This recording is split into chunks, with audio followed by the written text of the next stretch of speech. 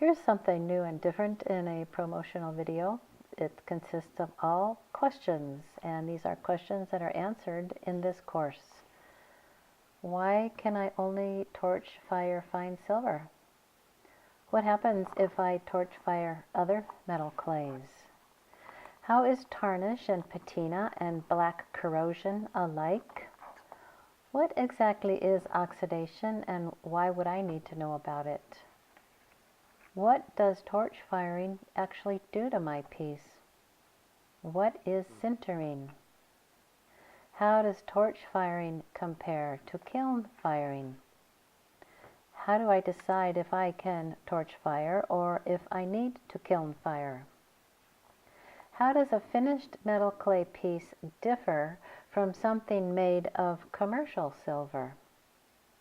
What is the best way to torch fire, and how can I keep it safe? How do I not burn myself, or anything else for that matter? How orange do I get my silver? And what will happen if I get my piece too orange? So, if you want to be comfortable and calm and confident while you're torch firing, this course I think will put you there. So I hope you enjoy it.